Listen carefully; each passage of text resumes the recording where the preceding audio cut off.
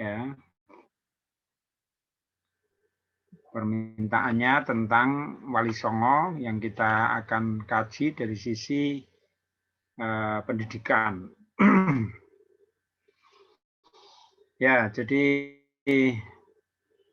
kita ini memang memiliki warisan ya, warisan sejarah yang alhamdulillah sampai sekarang itu masih kita kita rawat, kita diskusikan sehingga semoga ini memang memberi inspirasi untuk generasi sekarang, ya, generasi sekarang. Ya, Islam ya. Islam itu awalnya turunnya di mana? Di Makkah ya. Turunnya di Makkah. Kemudian berkembang di Madinah. Jadi Islam itu malah pesatnya itu dakwahnya dari Madinah. Ya. Karena ketika di Makkah itu tersandung berbagai persoalan, bahkan Nabi sampai terusir. Gitu. Ya, walaupun memang kemudian itu bahasanya menjadi hijrah. Tapi sebenarnya itu semula kepinginnya ya bisa tetap bertahan di Makkah untuk berdakwah kepada orang-orang Makkah. Tapi orang-orang Makkah sangat kasar dan keras sehingga sampai-sampai Rasulullah harus berhijrah ke berbagai tempat termasuk akhirnya ke Madinah. Nah, dari Madinah kemudian nanti kesadaran Makkah itu muncul itu. Nah, itu unik itu.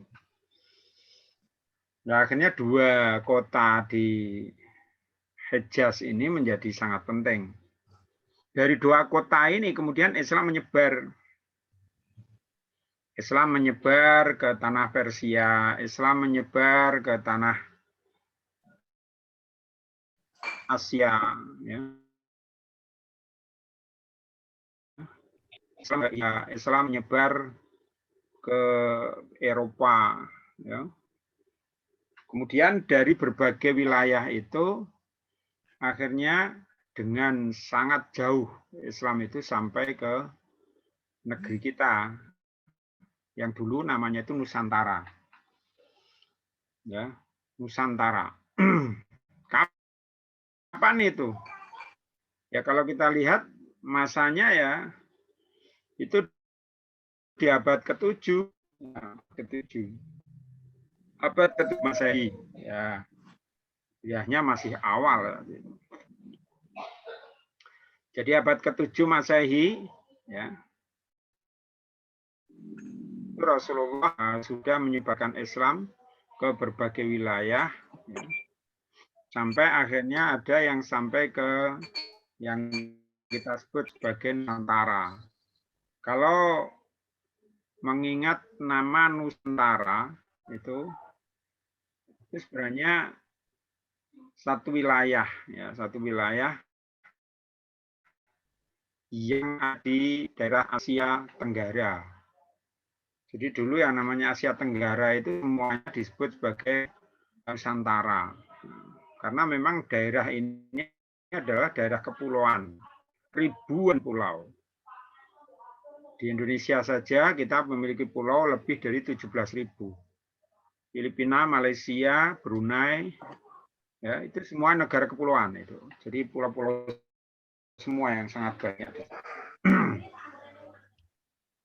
Nah, kemana ke Nusantara itu? Memang kalau kita mau cari yang awal itu tampaknya itu di daerah Sumatera, ya Sumatera bagian barat. Ya, itu ada Aceh, ada Barus, gitu ya. Jadi ya ujung Sumatera itu ya. Itu yang paling awal ke sana. Jadi Islam di sana memang cukup awal. Karena apa? Karena di tahun 225 Hijriah itu di daerah Aceh itu sudah ada satu kerajaan yang dikenal sebagai Kerajaan Perla. Jadi itu 225 Hijriah itu ya sekitar abad 9. Abad 9 itu kalau di Jawa itu masih di Kerajaan Mataram kuno. Ya, Mataram kuno itu Mataram yang masih yang berdiri sebelum abad 10. Nah, yang kita kenal sebagai Medang. Ya, itu jadi cukup jauh itu. Nah, di sana sudah ada Islam melalui jalur laut, ya. Memang ada beberapa yang mengatakan itu datangnya dari Campa, ada yang mengatakan datangnya dari India, ada yang mengatakan datangnya dari Persia, ada yang mengatakan datangnya dari Cina.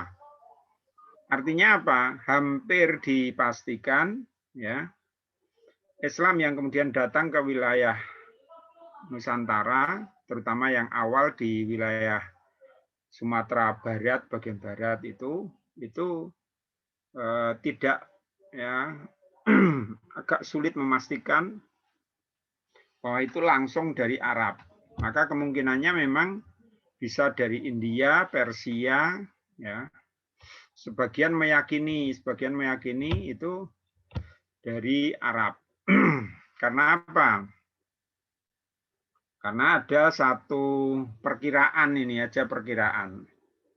Perkiraan yang abad 7 itu Islam sudah masuk ke wilayah Nusantara itu karena di abad ke-7 itu sudah di masa pemerintahan Umayyah, Bani Umayyah. Bani Umayyah itu sempat membuat kapal yang cukup banyak.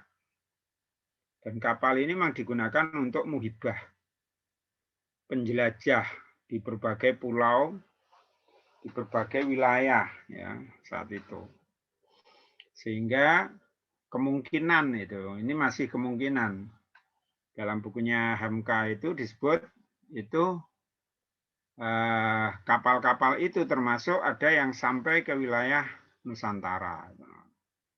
Cuman ini memang fakta datanya harus diteliti ulang. Nah, cuman kalau 225 Hijriah ada kerajaan Perla, itu memang sekarang itu teman-teman di Aceh, di berbagai wilayah, itu banyak menemukan bukti-bukti di lapangan, misalnya makam dan sebagainya. Lalu bagaimana Islam itu ke Jawa? Nah, ini akan kita kaji. Di Jawa itu di masa abad ke-7 itu juga sudah ada kerajaan.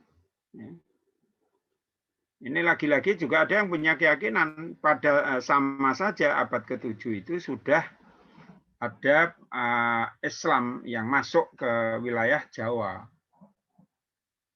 Ada yang menduga itu di zaman kerajaan yang kita kenal sebagai Kalingga. Nah, Kalingga ini debatable. Ada yang mengatakan di barat, Jawa Barat, ada yang mengatakan di Jawa Tengah, daerah Pekalongan, Batang, karena di sana ada prasasti. Ya.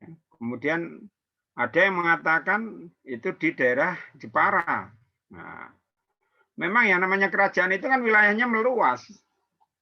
Nah, hanya mencari pusat kerajaannya itu memang kita sulit itu.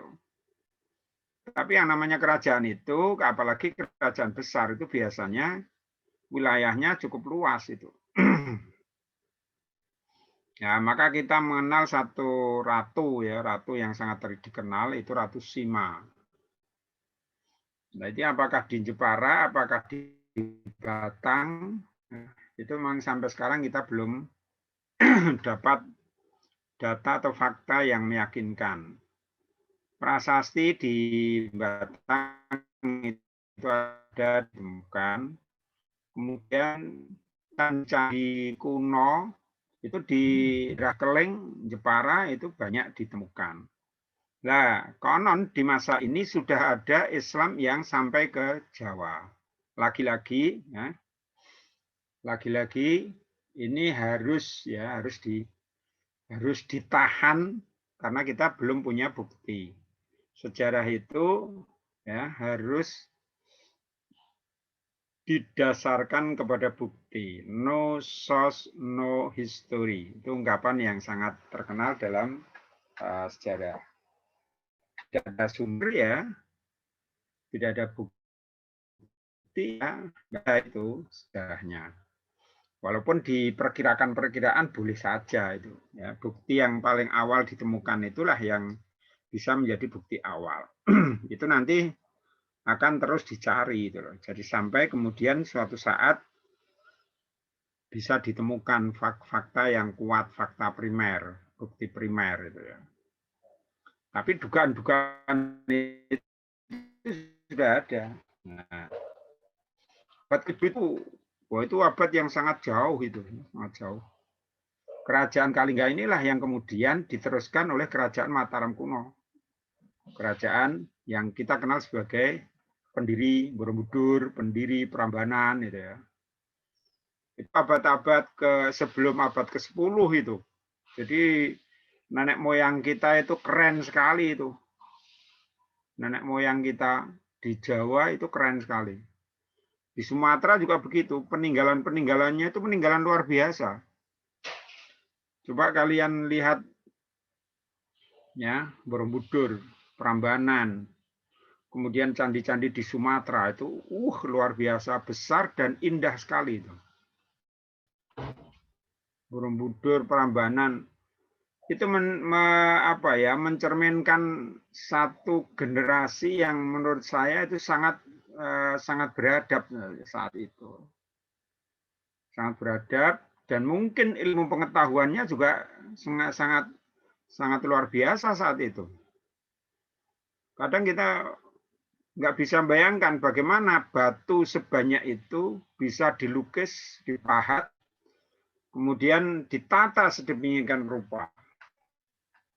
Itu saya kira membutuhkan teknologi yang luar biasa. Jadi di bidang pendidikan ini di masa itu sudah luar biasa. Jadi warisan nenek moyang kita ini luar biasa. Jadi kita ini menjadi bangsa yang sebenarnya sangat keren, ya, luar biasa itu. Dan sekarang yang namanya Borobudur sama Prambanan itu menjadi keajaiban dunia. Borobudur itu sampai sekarang itu. Meskipun ada candi-candi besar di India, di Thailand itu ya, itu tapi tidak sebesar yang kita miliki. Dan itu ternyata banyak ditemukan sekarang. Ya, temuan-temuan itu terus dilakukan. Dan ada di berbagai tempat. Jadi abad sebelum 10 itu sudah luar biasa peradaban di kita di Jawa itu ya. Nah, bagaimana orang Islam? Ya, orang Islam datang ya karena memang berada dalam satu peradaban yang cukup maju. Tentu orang Islam itu datang saja itu loh. Nah, tapi memang dimungkinkan itu. Bahkan ada yang punya keyakinan sekali bahwa di masa para sahabat, di masa Bani Umayyah, bahkan ada yang memperkirakan di masa Khulafaur Rasyidin, abad ke-7, itu Islam memang sudah sampai ke Jawa. Teori yang pernah disampaikan oleh Ki Haji Maimun Zubair, itu antara lain salah satunya adalah teori setelah terjadinya konflik di zaman pemerintahan Khulafaur Rasyidin. Ada namanya Perang Jamal, ya. Perang Onta. Nah, itu efeknya adalah orang-orang yang kalah itu kemudian menyebar ke berbagai wilayah. Dan ini memang teori ini menurut saya kuat ya. Hanya mungkin datanya yang di kita ini yang harus diteliti. Jadi memang sangat mungkin kalau ada makam-makam kuno di Jawa, orang Islam, juga di Sumatera.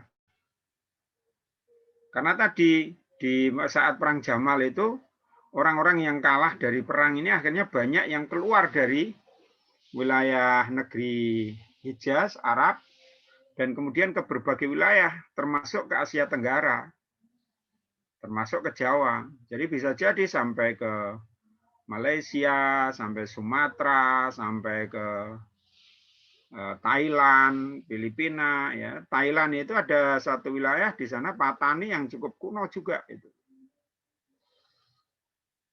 Ya, jadi persebaran Islam ini akhirnya kemudian menguat di abad ke-7 itu sudah diduga itu banyak. Ya.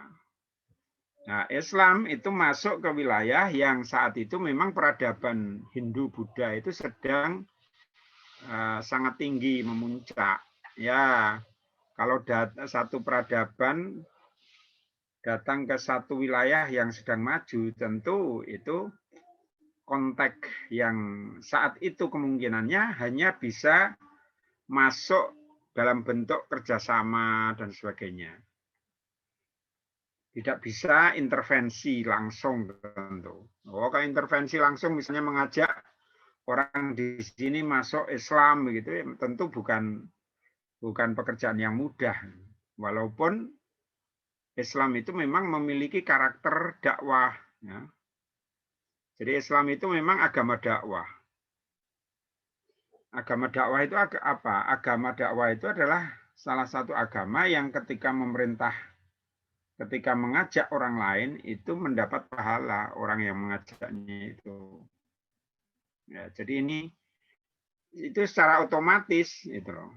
Orang Islam sekaligus pasti akan mengajak orang lain kepada Islam. Nah, karena memang watak agama Islam itu agama dakwah. Itu dijelaskan dalam buku The Preaching of Islam ya.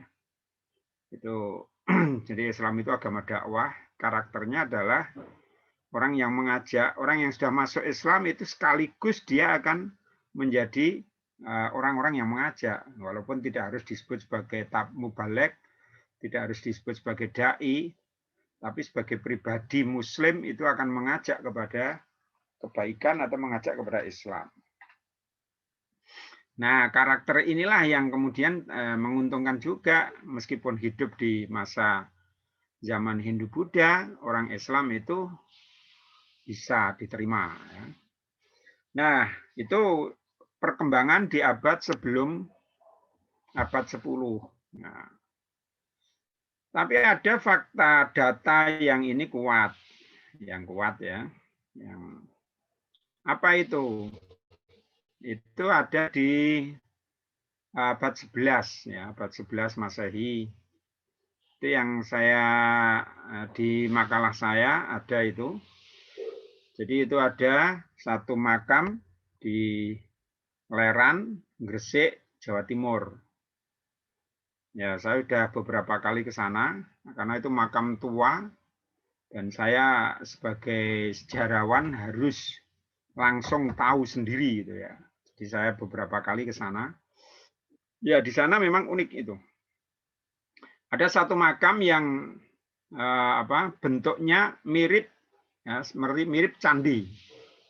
Ya, kalau di Jawa Tengah kalian bisa melihat Masjid Agung atau Masjid Al-Aqsa atau Masjid Kudus, Masjid Menara. Itu di sana ya ada seperti itu. Tapi lebih besar lagi lebih besar dari menara itu. Cuman tidak tinggi sekali ya, karena memang itu cungkup ya, cungkup tapi cukup bagus, terbuat dari batu dan di dalamnya itu ada makam. Siapa makam itu? Ternyata makam itu, nama yang tertulis di makam itu adalah Fatimah binti Maimun. Ya. Fatimah binti Maimun. Dan di situ ada prasasti. Di dalam salah satu batu di situ, jirat, itu ada prasasti yang bertulisan Arab. Nah, memang kan prasasti bertulisan Arab juga belum tentu dibuat pada masanya ya. Tetapi jelas karena Fatimah binti Maimun itu salah seorang muslimah yang hidup di abad ke-11. Nah, abad ke-11. Jadi itu sangat kuat kalau itu. Itu tulisannya ada dan ada tulisan Arab di situ 475 Hijriah. 475 Hijriah itu kalau dimasehikan tahun 1085. Jadi abad 11. Abad 11 ini juga masih di masa kerajaan Hindu kuno, Hindu Buddha kuno. Kita belum bicara Majapahit itu. Kadang orang itu salah. Ya. Bicara ngertinya kerajaan Majapahit saja itu. Jadi itu masa itu belum ada kerajaan Majapahit. Itu masih di kerajaan-kerajaan kuno. Nah, kalau ini memang fakta, nah, karena ada jirat makamnya, ada nisan, ada tulisan Arab, didukung beberapa makam yang ada di situ, ya, itu juga bertulisan ada yang Jawa, ada yang Arab. Nah, saya pernah bertanya, apakah orang Hindu Buddha itu dimakamkan? Dimakamkan enggak itu orang Hindu Buddha? Ya, ada yang tahu enggak? Orang Hindu Buddha itu dimakamkan enggak? Ternyata enggak itu ya. Artinya ya, memang kalau kita lihat sekarang misalnya kalau kalian ke Bali, ke Pulau Bali, ada memang makam-makam orang Hindu. Cuman itu hanya makam ampiran saja. Karena sebenarnya orang Hindu nanti akan dibakar. Semua mayat-mayat orang Hindu itu dibakar. Jadi kalau ada makam itu hanya sementara. Maka kalau ada makam-makam di Jawa yang kuno, dugaan kuat kita itu adalah orang-orang Islam, gitu loh. Jadi secara teorinya begitu. Ya, walaupun bisa jadi itu ya, bisa jadi. Bisa jadi ada orang non-Islam yang dimakamkan. Tapi makam-makam yang di Leran ini memang kebanyakan orang Islam, apalagi yang berada di makam Cungkup dan ada makam panjang. Ada makam yang panjangnya 16 meter. Di sebelah Cungkup Fatimah binti Maimun itu ada makam panjangnya 16 meter, itu panjang sekali.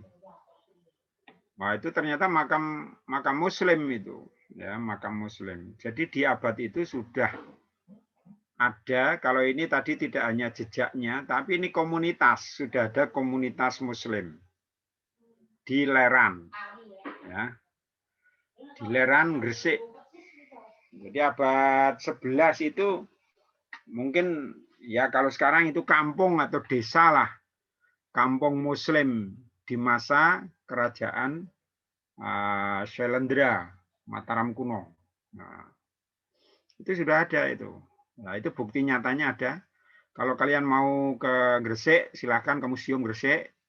Tapi yang bertulisan apa ini, yang bertulisan Arab itu di Mojokerto, di Museum Mojokerto. Ya, ya karena kalau tetap ditaruh di makam itu akan sangat berbahaya, bisa hilang itu.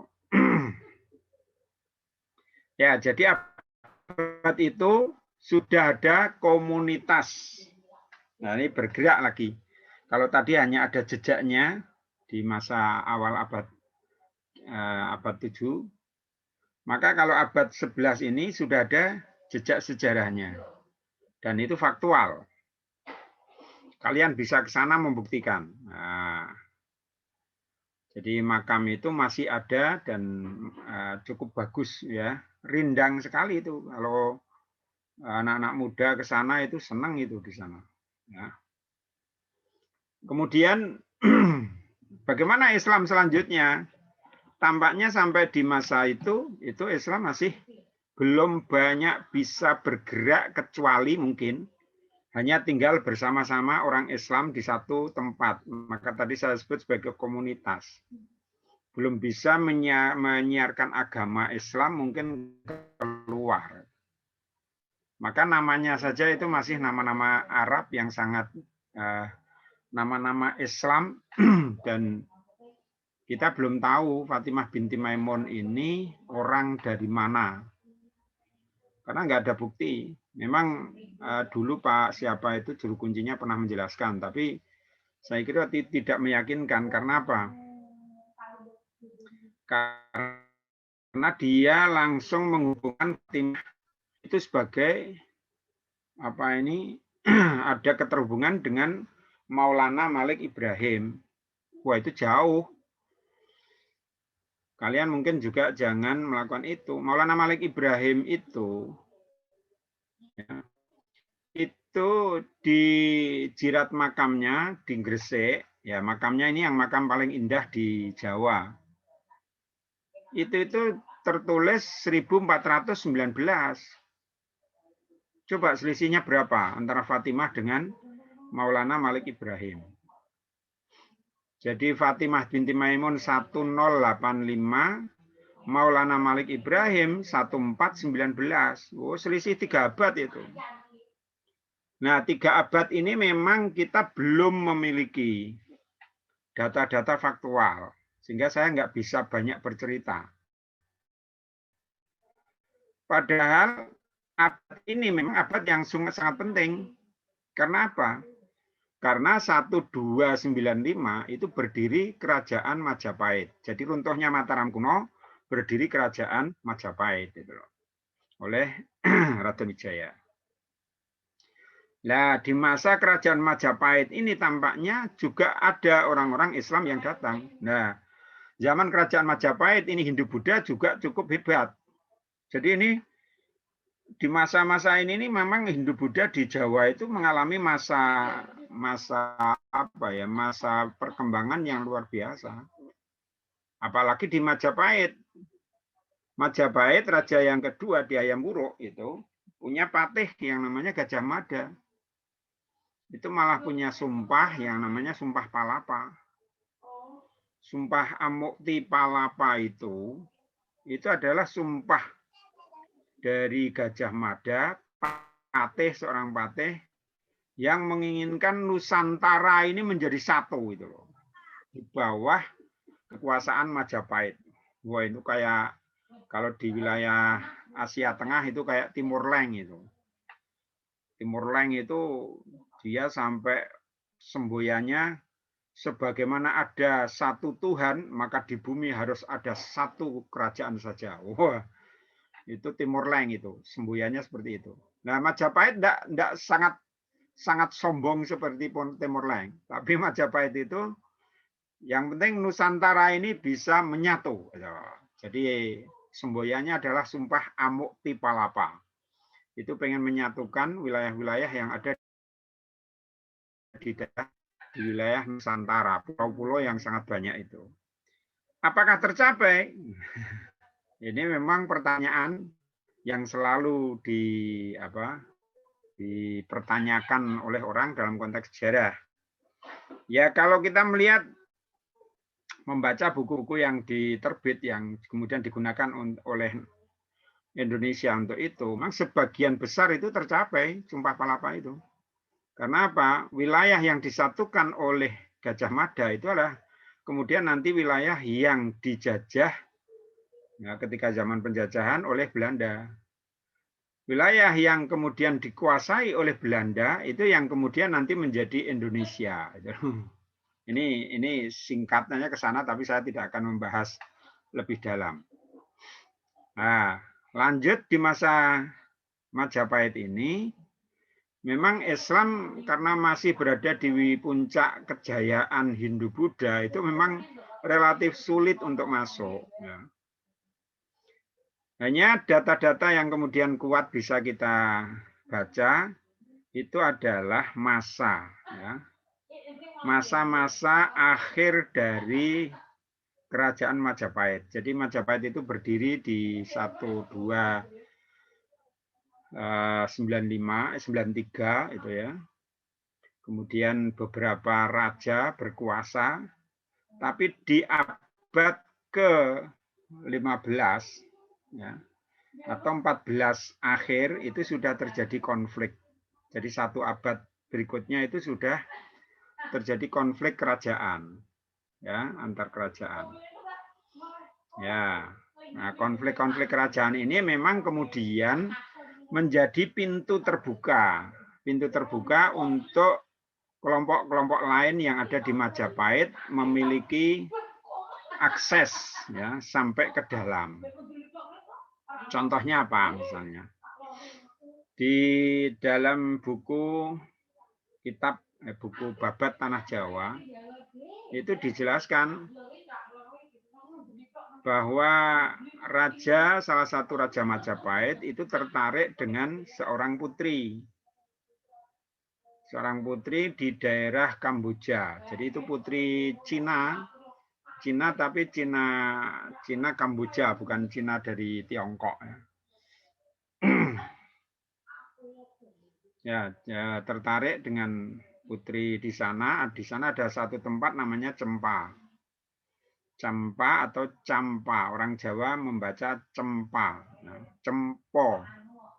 Yaitu peninggalan-peninggalannya ada di Lasem, ada di Jawa Timur, ada beberapa makam yang diidentifikasi sebagai makam Putri Cempo.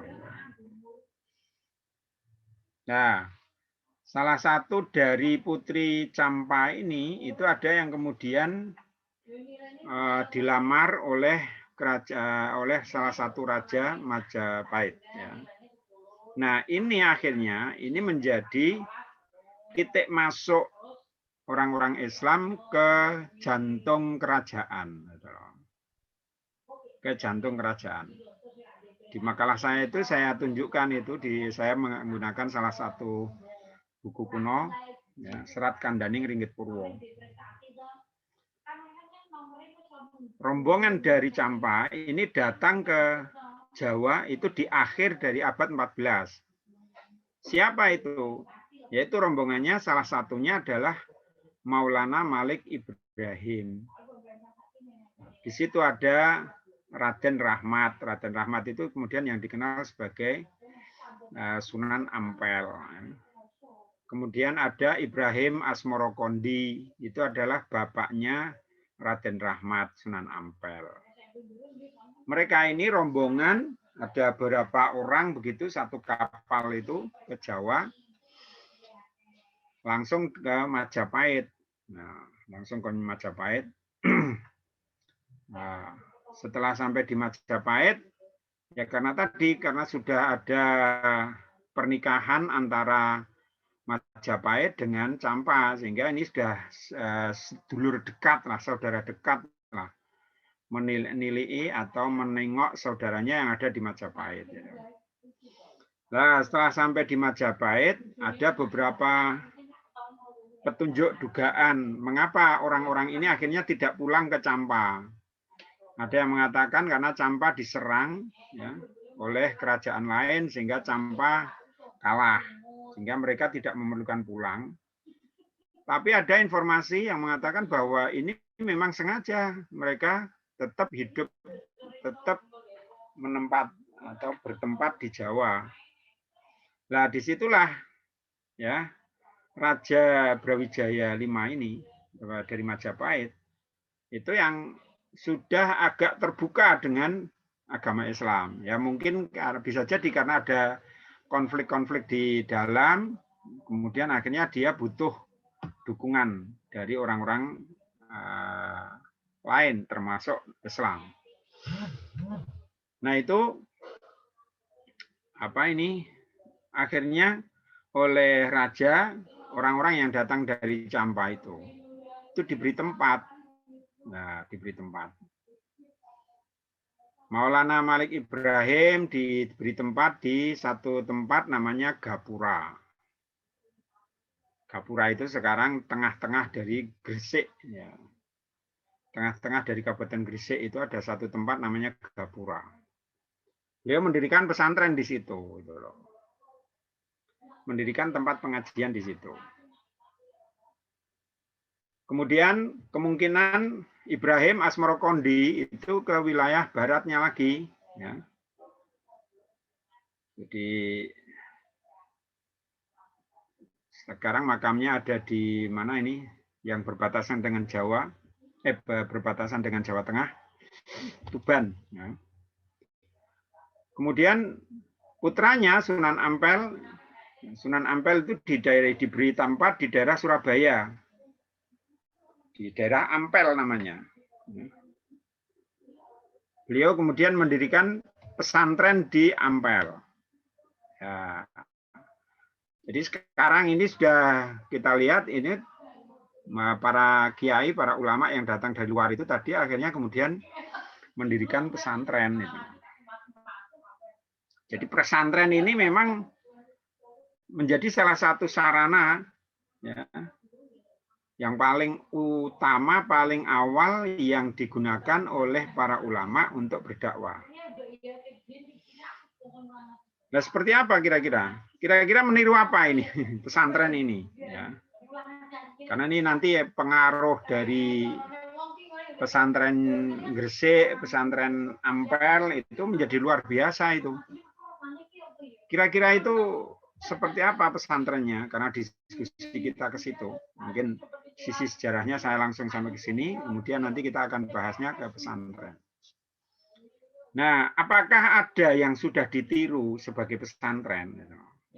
Pertanyaannya di situ. Kok Sunan Gresik atau Maulana Malik Ibrahim itu kok mendirikan pesantren? Kemudian Sunan Ampel juga mendirikan pesantren. Apakah ada yang ditiru misalnya? Ya, ini memang kalau ini dugaan ya, dugaan Rasulullah ketika hijrah ya ke Madinah, itu sama yang dilakukan di Madinah. Pertama itu mendirikan masjid. Ya, tampaknya juga sama, Maulana Malik Ibrahim, Sunan Ampel itu begitu berada di wilayah itu juga mendirikan masjid. Setelah mendirikan masjid, kemudian mendirikan tempat untuk kajian, untuk ngaji. Jadi yang dakwah awal itu memang kemudian masjid, kemudian berdiri tempat pengajian, kemudian berdirilah pesantren. Itu sama persis yang dilakukan Rasulullah ketika Rasulullah sampai ke Madinah. Itu yang didirikan pertama adalah masjid yang didirikan di Kuba, kemudian dia berjarak sekitar 5 km dari Kuba, Rasulullah datang lagi membangun masjid lagi di daerah yang kemudian sekarang menjadi Madinah Al-Munawwarah itu. Nah, pola ini itu dipakai oleh para wali, tapi dengan cara sangat pelan itu, enggak gerusa-gerusu itu. Jadi ketika kemudian masyarakat sudah siap untuk ke arah itu, baru kemudian Islam mulai mendakwahkan agamanya ke mereka. Nah, ternyata baik di Gresik maupun di Ampel, ya, kemudian tadi salah satu tempat yang sebelum di Gresik, Maulana Malik Ibrahim juga menempati di daerah Leran, tempatnya ada makam Fatimah binti Maimun. Nah, di tempatnya Fatimah binti Maimun itu Maulana Malik Ibrahim juga ada peninggalan masjid. Malah di situ ada yang unik itu. Jadi sumurnya Maulana Malik Ibrahim yang ada di Leran ini itu di tengah antara sungai. Nah, sungai-sungai ini semuanya asin karena ini berdekatan dengan pantai. Tapi yang sumurnya ini uniknya, sumurnya ini bukan asin, tapi air tawar. Sampai sekarang itu masih ada. Jadi peninggalan Maulana Malik Ibrahim itu tidak hanya di Gapura, tapi juga ada di Leran. Ada di Leran Gresik. Ya, jadi dari situ kemudian ini dakwah itu menjadi luar biasa. Di Gapura banyak santri, di Leran muncul banyak santri, apalagi di sana sudah ada komunitas Muslim. Kemudian di Ampel juga semakin kuat Islamnya. Di Ampel bahkan tidak hanya luar biasa memang. Santri-santri banyak datang dari berbagai wilayah. Termasuk yang menjadi santri di situ itu adalah Sunan Giri. Ya, Sunan Giri itu ya masih saudara sih dengan Sunan Ampel. Beliau putra dari Maulana Ishaq, ya. Kemudian mondok di tempat itu. Kemudian putra-putra dari Sunan Ampel itu juga menjadi santri di situ. Ada tambahan lagi santri dari Palembang. Ya, dari Palembang itu namanya Raden Patah itu. Ini ada cerita sendiri, tapi nanti kalau diceritakan ini akan menjadi sangat luas. Nah, jadi santri-santri Sunan Ampel inilah yang kemudian nanti menjadi pelopor penyebaran agama Islam di berbagai wilayah. Ya, contohnya misalnya setelah selesai Sunan Giri bahkan kemudian menyiapkan dakwah di daerah Giri, bahkan Sunan Giri itu menjadi wali yang luar biasa karena dia sampai akhirnya menjadi seorang raja yang Kedaton Giri. Kedaton itu raja, kerajaan, ya, Kedaton, Giri Kedaton. Giri Kedaton ini sisa-sisanya Kedatonnya ini masih ada itu sampai sekarang. Jadi itu satu wilayah yang dipimpin oleh seorang ulama. Ya, ini Giri Kedaton. Kalian mau lihat tempat Sunan Giri ini masih ada, itu masih.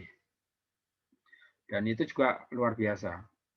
Kemudian putranya Sunan Ampel, Sunan Bonang, berdakwah di daerah Lasem, Jawa Tengah.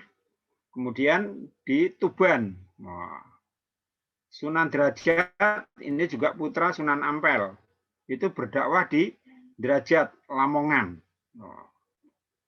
Kemudian Sunan Hasanuddin atau Hisamuddin itu juga di Lamongan. Kemudian, nah ini masih debatable, tapi temuan saya ketika saya konsultasi ke Habib Lutfi, Maulana Habib Lutfi, bahwa Sunan Kudus itu termasuk juga putra Sunan Ampel. Jadi itu luar biasa itu. Artinya santri-santri dari Ampel ini menjadi pejuang-pejuang dakwah di berbagai tempat sampai di Jawa Tengah. Jadi akhirnya masa abad 15, itu memang masa dakwah yang luar biasa, pendekatan dakwah yang luar biasa. Memang dilihat di sisi lainnya itu karena sedang di kerajaan Majapahit ada konflik-konflik yang luar biasa. Ini bisa dibaca, nanti bisa dibaca di buku saya itu, Kesultanan Demak Bintoro. Sudah terbit itu bagaimana konflik-konflik ini, ya. Nah, konflik kerajaan ini akhirnya kemudian menjadikan Islam ini diterima oleh masyarakat itu loh. Masyarakat kan kayak kehilangan induk itu ketika kerajaan Majapahit konflik terus, ya, perang antar keluarga. Ada perang Paregreg, ada banyak itu. Sehingga melemahkan sisi dalam dari kerajaan Majapahit. Nah, kebetulan salah satu santri Sunan Ampel itu adalah keturunan dari Majapahit. Yang namanya Raden Patah. Jadi Raden Patah ini adalah putra dari Raja Brawijaya V. Brawijaya V ini putranya cukup banyak. Saya mencatat di buku saya itu, tapi saya mengutip ya, saya belum buktiannya belum. Itu ada 117 dari berapa istri itu. Putra-putra dari Brawijaya V. Jadi itu cukup banyak. Sangat banyak. Nah, Raden Fatah ini putra ke-13, ya. Putra ke-13. Jadi putra dengan seorang putri dari Campa tadi. Putri dari Campa yang kemudian karena alasan tertentu dititipkan, ya, di mana ini di Palembang. Ya, akhirnya Raden Patah ini lahirnya di Palembang itu. Ya. Lahir di Palembang, tapi kemudian nanti mondoknya di tempat Sunan Ampel. Jadi abad 15 ini itu adalah abad di mana Islam ini memang mulai diterima oleh masyarakat. Bahkan tidak hanya itu, konflik kerajaan Majapahit akhirnya kemudian bisa dimanfaatkan oleh orang-orang Islam sehingga di akhir abad 15 berdirilah itu kerajaan atau Kesultanan Demak Bintoro. Nah, ketika kemudian Kesultanan Demak Bintoro ini berdiri sebagai kerajaan Islam, maka Islam itu semakin dahsyat lagi. Karena apa? Karena dakwah-dakwah itulah kemudian dipimpin langsung oleh para wali. Pelaksananya itu adalah sultan. Nah, kan luar biasa itu. Jadi ini warisan yang unik, yang tidak dimiliki yang lain. Kesultanan Demak Bintoro itu di atasnya ada para ulama, ada para wali. Yang kita kenal sebagai Wali Songo itu. Ya, jadi Wali Songo ini memang sampai sekarang perkiraan kita itu adalah sebuah lembaga. Jadi bukan hanya 9 wali saja. Awal ya 9 wali itu, tapi kemudian terjadi regenerasi. Sehingga wali ini menjadi lembaga lembaga permusyawaratan lah. Kalau sekarang itu ya kayak MPR-nya itu, ya, kayak MPR-nya. Jadi yang memberikan inspirasi-inspirasi dawuh kepada sultan untuk melakukan dakwah-dakwah yang dilakukan oleh para ulama ini memang ya ini kalau kita kaji itu memang tidak hanya ke Jawa saja, tapi juga keluar Jawa. Bukti-buktinya cukup banyak dakwah-dakwah para wali itu sampai ke luar Jawa. Jadi kita ini menjadi sangat penting untuk mengkaji strategi dakwah, strategi islamisasi yang dilakukan oleh para ulama. Jadi ini kronologinya seperti itu. Nah, kalau kalian mau melihat di sisi pendekatannya, pendekatan dakwahnya, maka itu tadi akan sangat muncul banyak sekali strategi. Salah satu strateginya itu adalah pendidikan tadi. Jadi pendidikan ini memang menjadi salah satu strategi yang digunakan oleh para ulama untuk mendidik Islam kepada masyarakat Jawa. Sehingga memang trennya sampai sekarang itu yang namanya mestinya itu pendidikan itu yang paling ideal itu ya pesantren. Sehingga kalau bisa itu generasi sekarang pun itu harus icip tren ya. Syukur kalau banyak. Maka dulu Pak Nurholis Majid itu pernah mengatakan, intelektual Muslim Indonesia yang sangat terkenal ya. Itu beliau pernah mengatakan kalau saja Indonesia itu tidak dijajah ya, maka yang namanya model pendidikan paling ideal yang berkembang di Indonesia adalah pesantren. Nah, jadi harusnya ya karena intervensi penjajah akhirnya membawa nilai-nilai dari daerah jajahan dibawa ke Jawa. Akhirnya muncul model kelas, gitu ya. Model kelas, model pembelajaran di sekolah. Sebelum itu semuanya model pesantren. Nah, tapi kemudian ketika muncul penjajah Belanda membawa sekolah, membawa pendidikan menggunakan cara kelas dan guru, itu oleh para ulama itu akhirnya kemudian dipadukan itu. Nah, ulama-ulama kita ini pintar memadukan. Maka sekarang ini banyak pendidikan pesantren tapi juga ada berkelas, ada kelasnya. Jadi pola-pola ini dipakai. Ini menjadi strategi dakwah dan tampaknya menjadi luar biasa karena apa? Sampai tahun 1470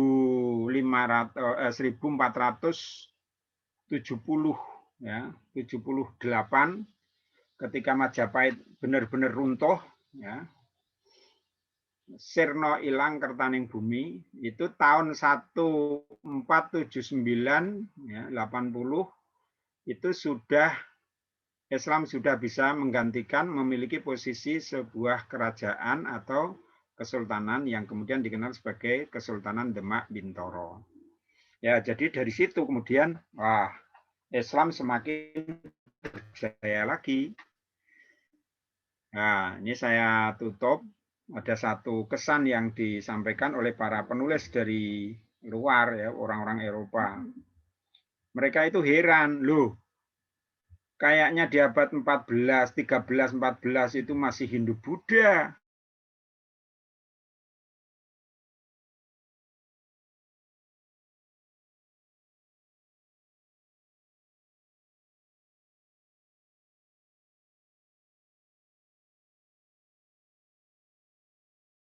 kok tiba-tiba berubah menjadi mayoritas Muslim. Nah, ini yang nanti strategi lainnya bisa dikaji lagi. Ini yang satu strategi saja yang kita lihat itu dari pendidikan.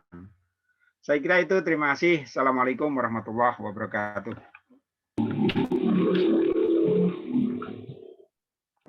Waalaikumsalam warahmatullahi wabarakatuh.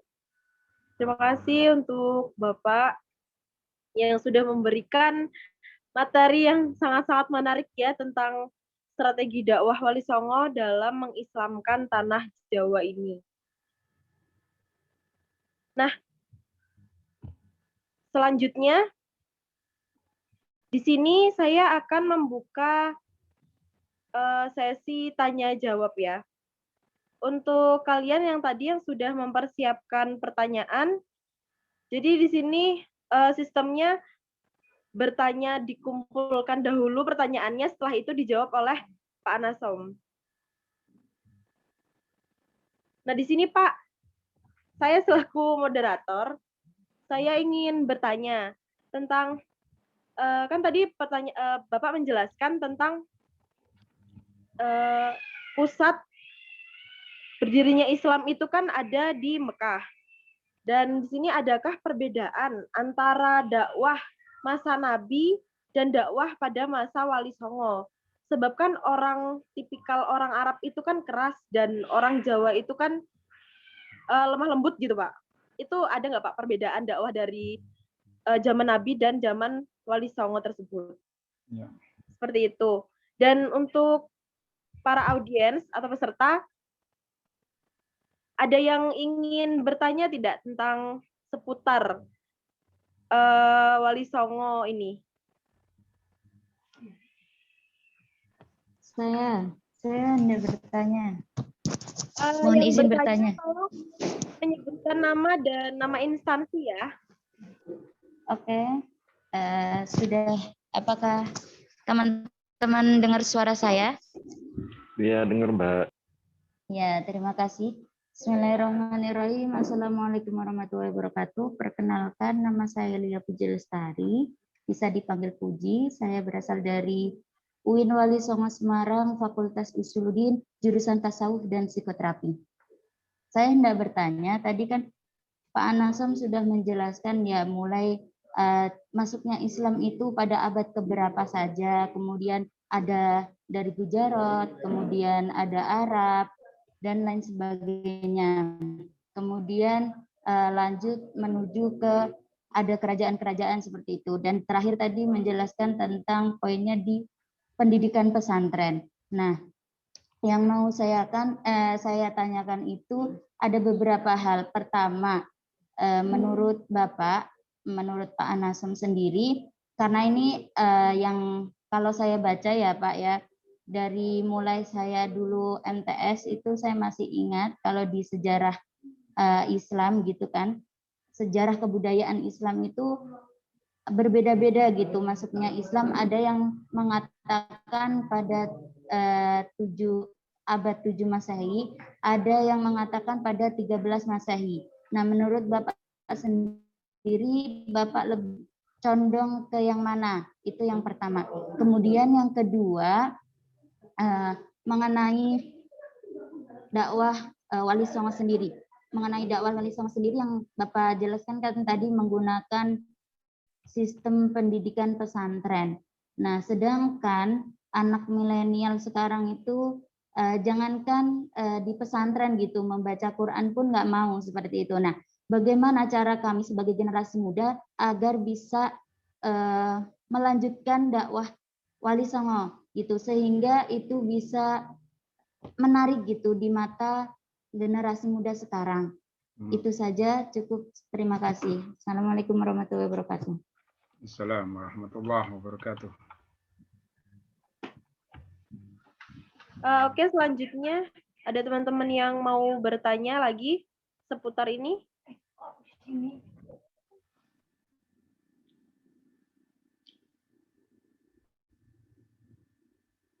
Masih ada?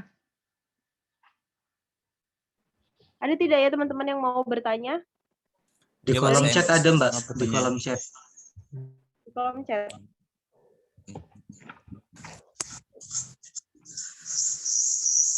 Bagaimana tanggapan Bapak mengenai Islam Nusantara? Nah, di kolom chat ada itu. Ya, satu di. Ya, masih ya.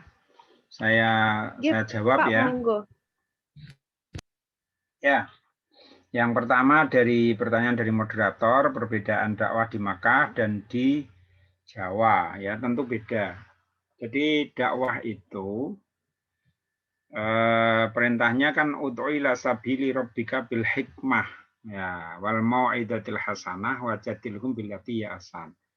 Salah satu perintahnya itu harus dengan bil hikmah, cara yang hikmah itu sangat lembut.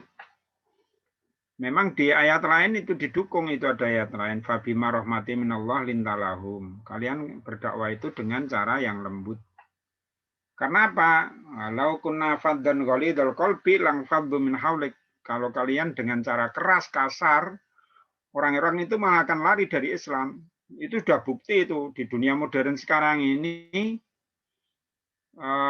Yang mereka mengatakan dakwah dengan cara terorisme itu bukan membuat Islam menjadi bagus, tapi malah Islam kemudian dijauhi oleh orang.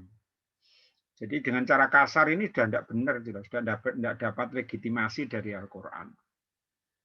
Jadi memang dakwah itu harus disampaikan, dakwah ini loh ya.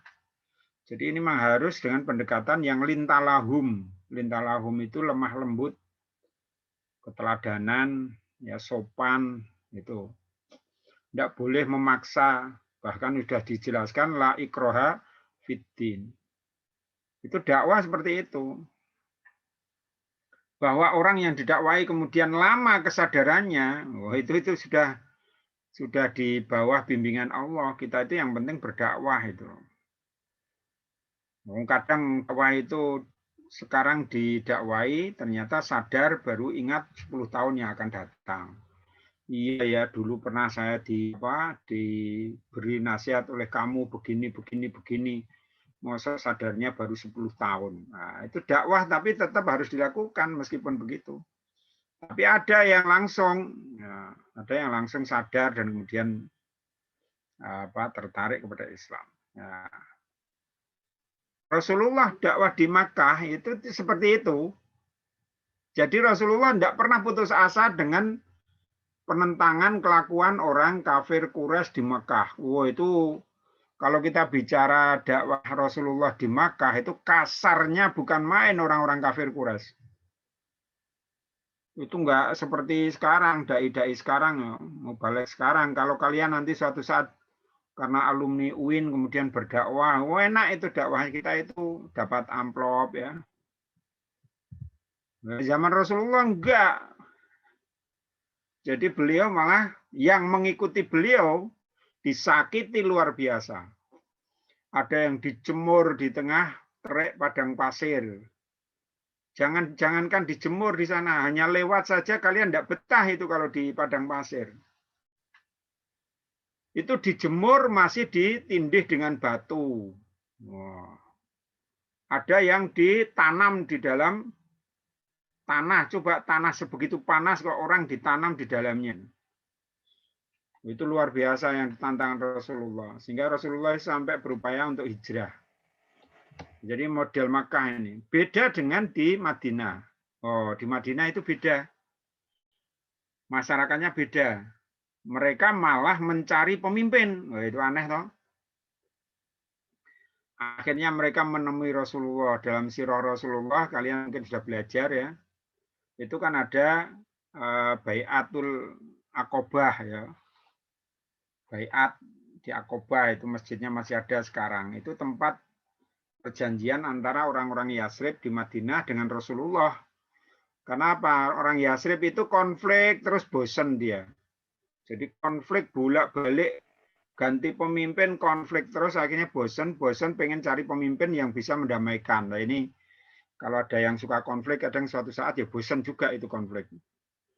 Akhirnya orang Madinah ini justru pengen ada pemimpin yang lembut. Wah, padahal itulah Rasulullah. Akhirnya karakter Madinah memang orang-orangnya sebenarnya orang-orang lembut, tapi kalau yang namanya sudah konflik ya konflik gitu loh. Jadi beda ini di antara di Makkah dengan di Madinah.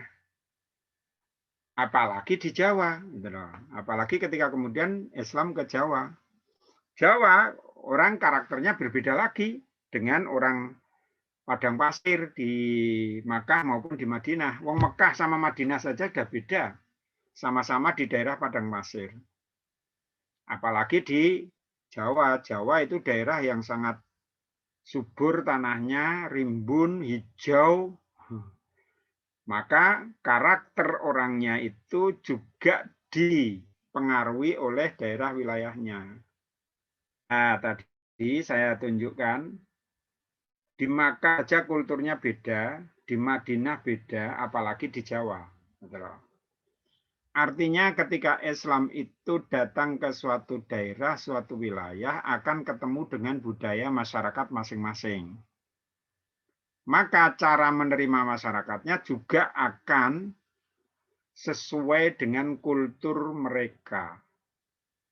Disitulah akhirnya kemudian orang itu akan mengenali Islam itu dengan melihat budaya masyarakatnya. Kadang kita tahu kok ngomongnya orang Makkah, ngomongnya orang Madinah. Kalau di Jawa itu misalnya sama-sama ngomong Islam, orang Tegal, orang Solo, orang itu beda-beda.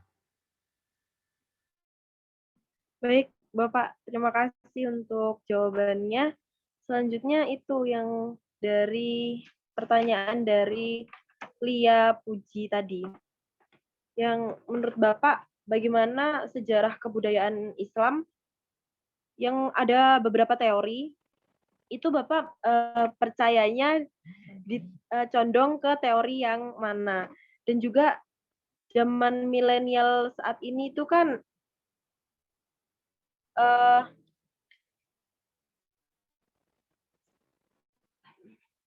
banyak yang tidak mau membaca Al-Quran seperti itu.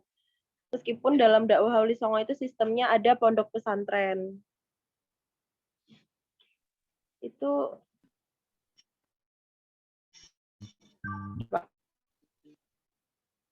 jadi itu biar agar anak milenial zaman sekarang itu bisa melanjutkan dakwah Wali Songo seperti itu.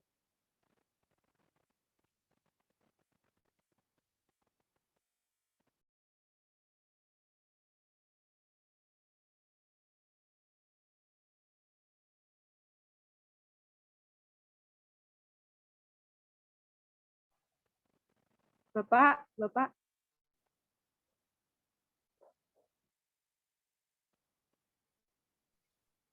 Bapak langsung di.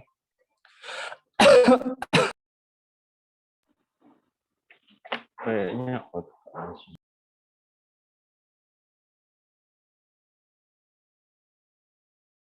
Halo, Pak. Bapaknya kayaknya keluar deh. Oh, mungkin gangguan sinyal. Bapak masuk, cuma mic-nya di unmute.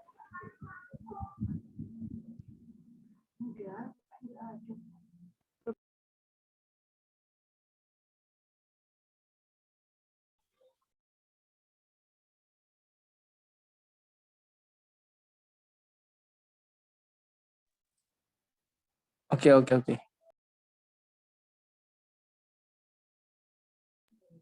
Bapak, udah ada bapaknya? Dijawab Pak moderator aja. Lupa saya tadi belum saya hidupkan, saya sudah ngomong.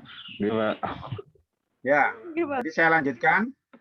Jadi itulah yang kemudian tadi memunculkan karakter-karakter pemahaman Islam yang berbeda-beda antara satu tempat dengan tempat yang lain. Nah, tadi maka kemudian ada yang namanya karakter itu, karakter keislaman itu orang yang hidup di Makkah, itu ternyata di sana juga ada perbedaan-perbedaan antara di Makkah dengan di Madinah. Ya. Wong kalian misalnya umroh atau haji, Itu ketika di Masjidil Haram dengan di Masjid Nabawi itu sangat beda. Karakter ketika kita beribadah dan sebagainya. Nah, apalagi kemudian di Jawa, ya, Jawa itu kemudian punya karakter sendiri. Itulah yang kemudian disebut ada corak-corak keislaman yang bersifat lokal. Ya, tadi kemudian ada muncul lokal itu maksudnya ada Nusantara, ada Pakistan, ada Arab, ada Cina, itu loh. Ada Islam berkarakter Cina, ada Islam berkarakter India, ada Islam berkarakter Nusantara. Orang akhirnya nyebut Islam Nusantara, Islam India, Islam Cina. Jujur kalau dipahami, diteliti ke dalam, itu memang punya karakter-karakter khusus. Misalnya apa? Di Jawa ada tradisi tahlilan, ada tradisi. Nah, di tempat lain belum tentu ada itu. Tapi bisa jadi ada juga yang berkembang, yang berbeda, gitu loh. Hanya tradisinya berbeda. Itu namanya yang lokal-lokal itu di situ. Bukan Islam dengan ideologi baru, itu bukan. Islam ya tetap Islam. Nah, cuman tadi ketika dipahami oleh masyarakat, itu menjadi berbeda-beda. Islam dipahami oleh orang yang berbahasa Arab. Itu saja cara memahaminya sudah mereka nanti akan berbeda dengan yang dipahami oleh orang dengan bahasa India.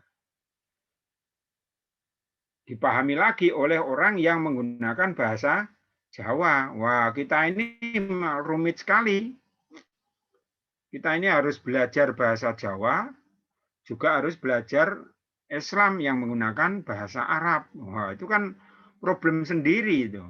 Ya, itu problem sendiri.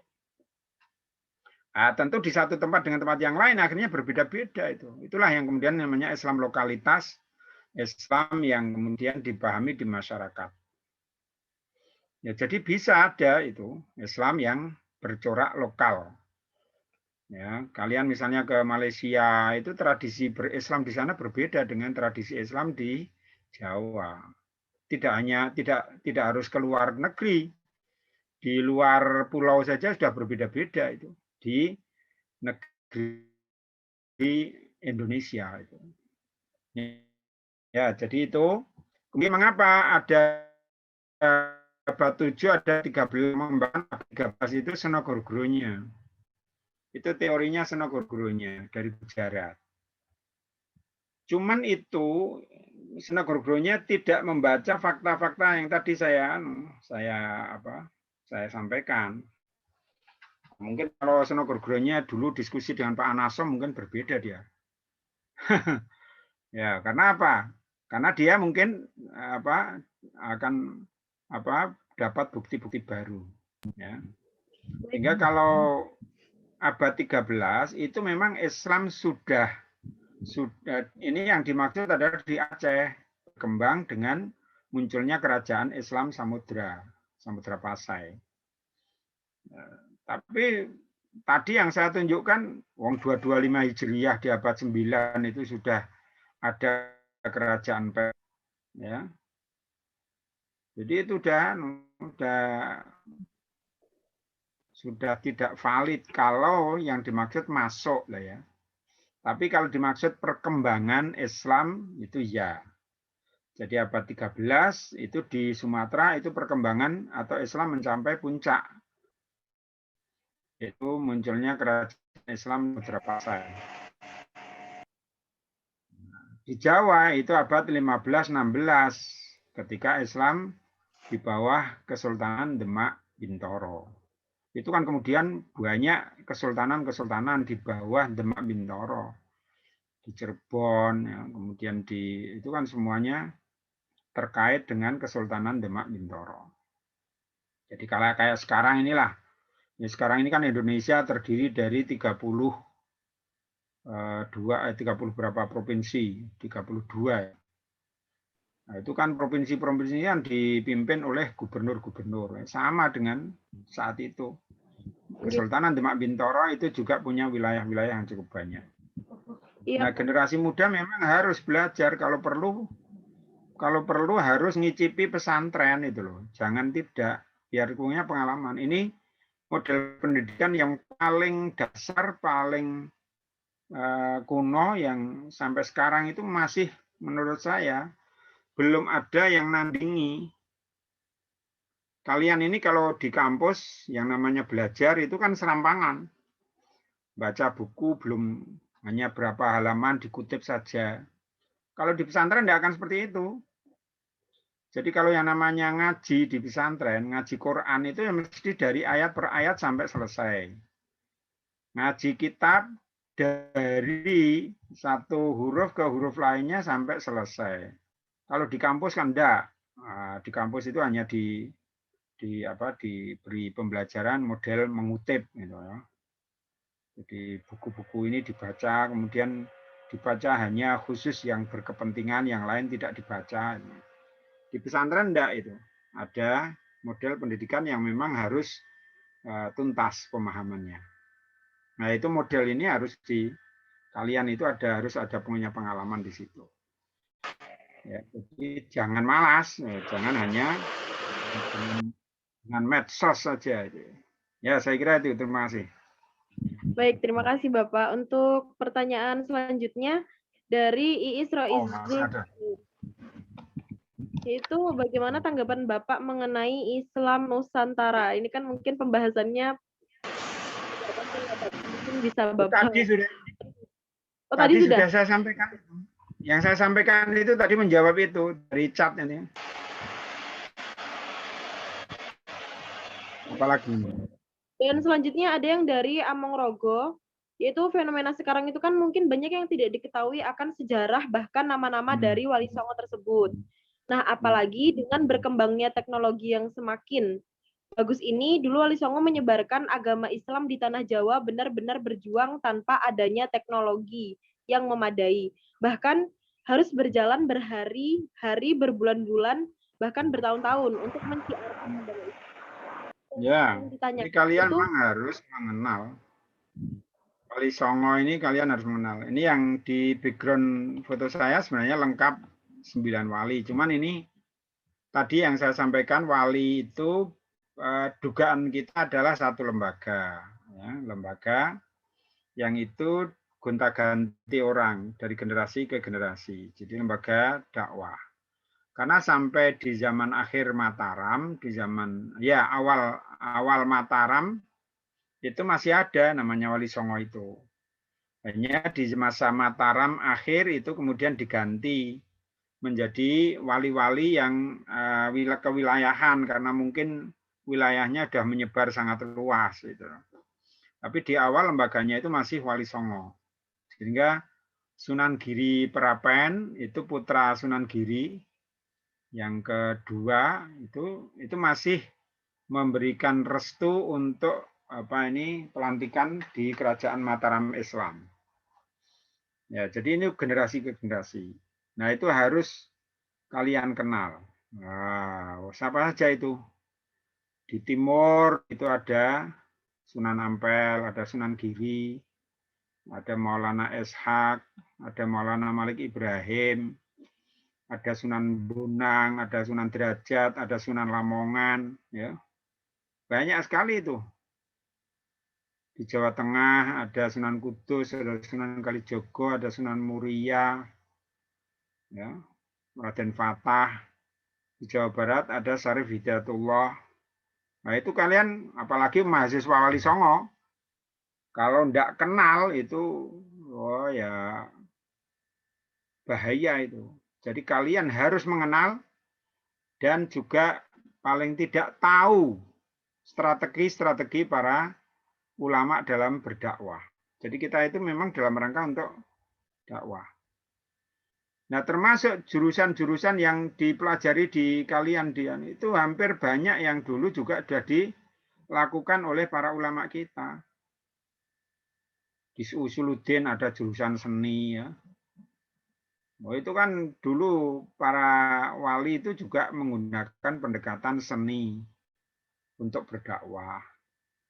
Ada yang ahli arsitektur. Coba itu Masjid Mantingan, Masjid Demak, Masjid Kudus, itu peninggalan-peninggalan yang langsung sampai sekarang bisa kita lihat. Itu kan indah-indah sekali. Jadi para wali tidak hanya terkait dengan Islam. Mengapa tadi hanya pesantren? Karena pendidikan, karena memang temanya ini.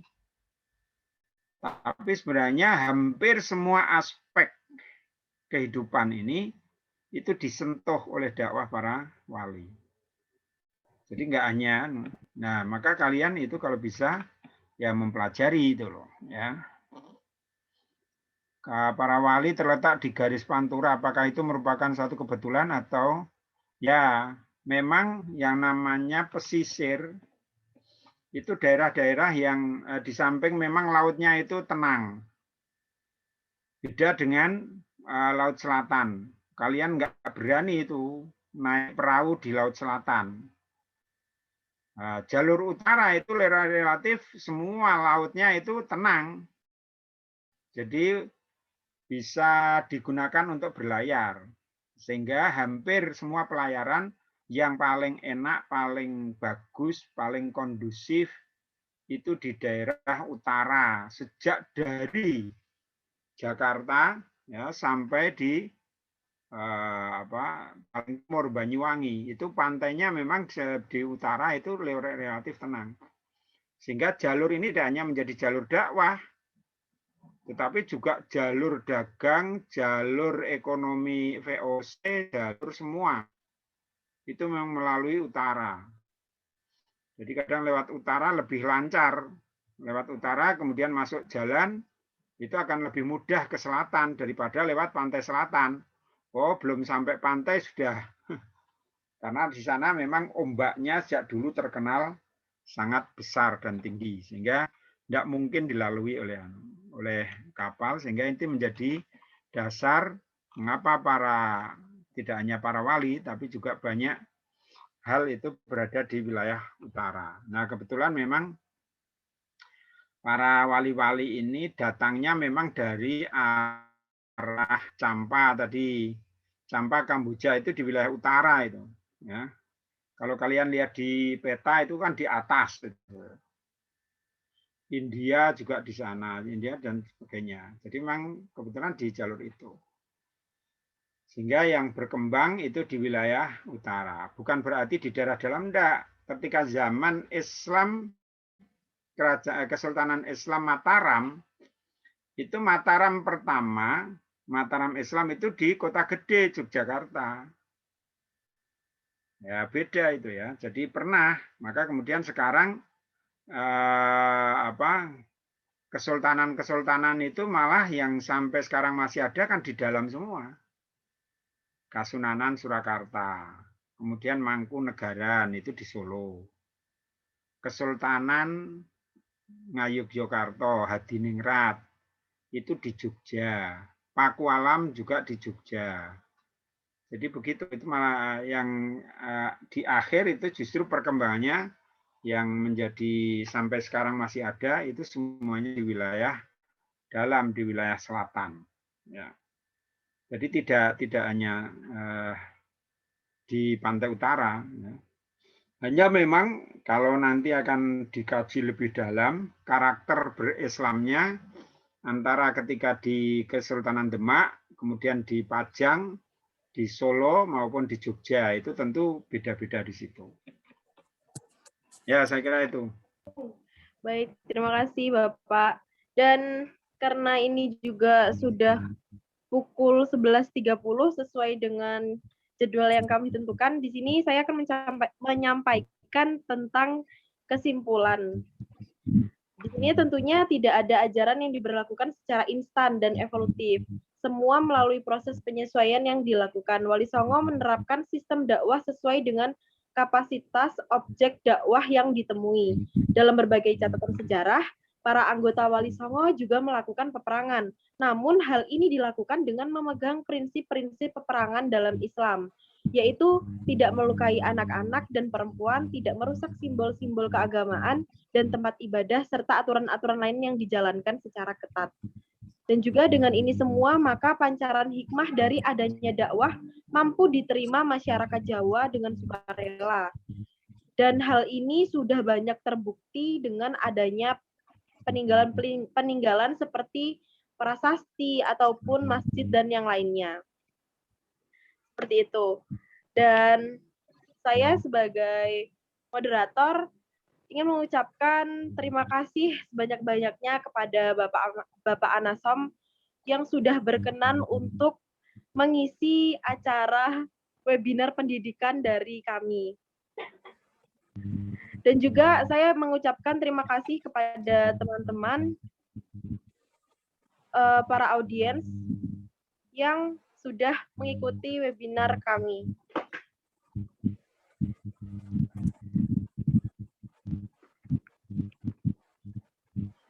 Baik, teman-teman, untuk Bapak Anasom ada kata-kata terakhir atau kesan-pesan untuk kami?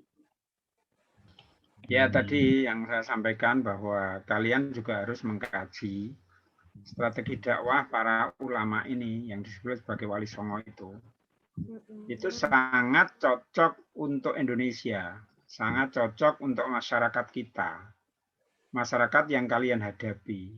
Ya, jangan meniru model-model dakwah yang kadang dari yang tidak kita kenal, gitu ya. Jadi ini harus, menurut saya itu menjadi penting untuk paduan kalian, sehingga kalian harus mempelajari itu. Ya, terima kasih saya kira untuk semuanya. Ini termasuk ada teman dari Patani ini ikut datang itu, ya.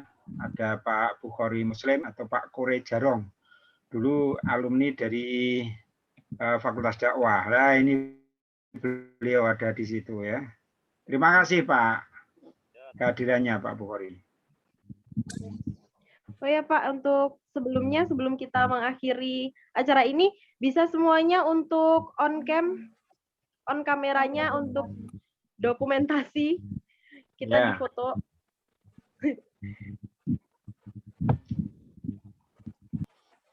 Ayo semuanya on cam. Ya. Pertama untuk slide pertama yuk. Ini di sini ada 3 slide.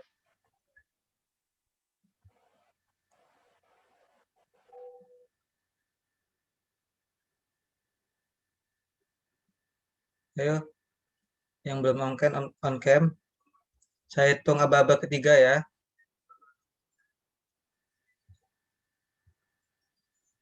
1, 2, 3. Oke, lanjut ke slide kedua. Ya, teman-teman yang belum on cam di slide kedua. 1, 2, 3. Lanjut di slide ketiga. 1, 2, 3. Oke, terima kasih teman-teman semuanya. Ya. Oke, terima kasih teman-teman yang sudah mengikuti acara kami. Untuk Ya.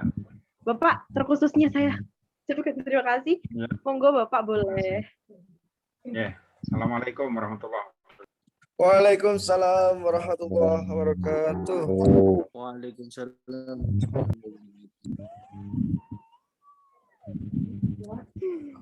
Sertifikat ada di link kolom chat ya. Mungkin teman-teman yang belum mengakses sertifikatnya ada di kolom chat.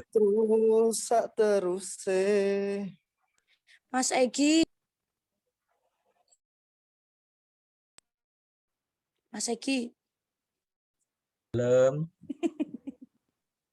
Oke, bisa. Saya akhiri ya. Saya Mas terima kasih kepada Sport by LP2M, Mbak Alvina. Terima kasih. Buat kalian, love you so much. Sukses Arista. Dikirim Pak lewat kolom chat. Arista. Sertifikat ada di kolom chat. Ya, mungkin ada yang belum di kolom mengakses, chat, ya? saya persilahkan mengakses. Ya, saya belum.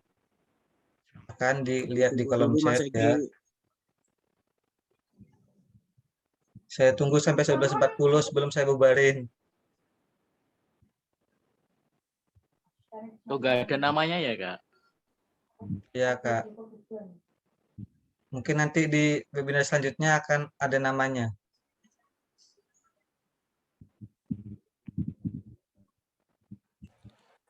Bye-bye. Udah. Wis tak coba Sertifikatnya mesti ngelalekake. Untuk Eka yang baru join tadi Soko atau nonton hatiku. Apa? langsung Bila. di YouTube. Beri. Satenane aku ora Belum peduli. ada.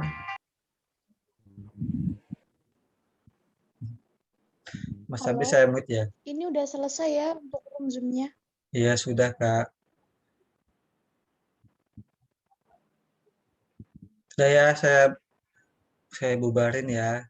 Terima kasih teman-teman. Terima kasih LP2M. Assalamualaikum. Waalaikumsalam.